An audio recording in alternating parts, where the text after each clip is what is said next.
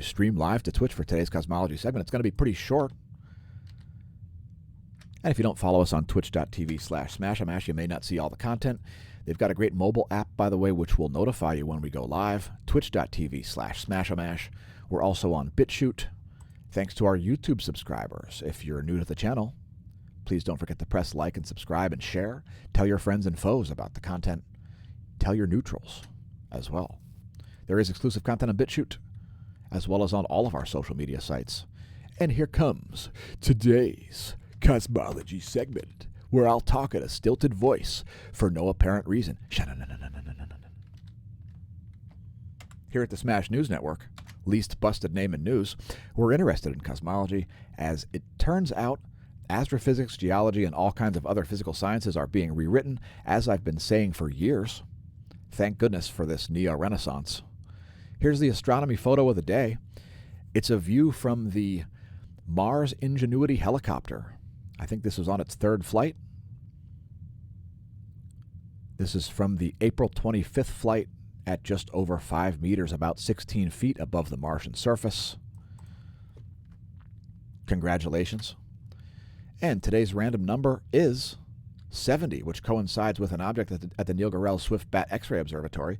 It's 2MASS J02093740 plus 5226396, which is a Seyfert 2 galaxy, a type of active galactic nucleus. There it is on the Pan-STARRS imagery. And we're at Aladdin light here. Let's take a look at it on the 2MASS. Here it is in infrared light.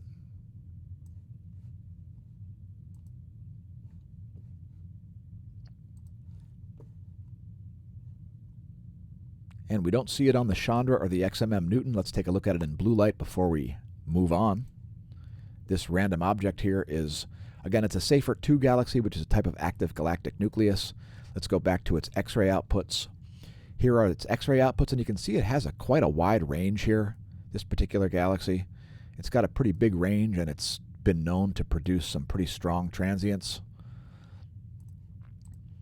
Interestingly, it produced a dense series of X-ray bursts here in the past few days. And we actually saw that from several different sources. I noticed a similar signature in Cygnus X3 the last time I looked at it. That data is all available at the Neil Gorell Swift Observatory, the Burst Alert Telescope Hard X-ray Monitor. Let's talk about white dwarfs. It is a mystery, folks, where white dwarfs get their strong magnetic fields from. And I'm not going to really conjecture about this one very much. I'm just going to refer you to the article here.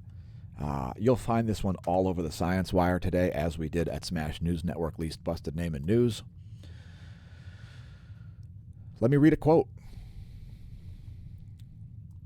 This research could solve a decades-old problem. The beauty of our idea is that the mechanism of the magnetic field generation is the same as in planets. This research explains how magnetic fields are generated in white dwarfs and why these magnetic fields are much stronger than those on Earth. Now, why we're comparing the magnetic field of a star to the magnetic field of a planet, I don't know. But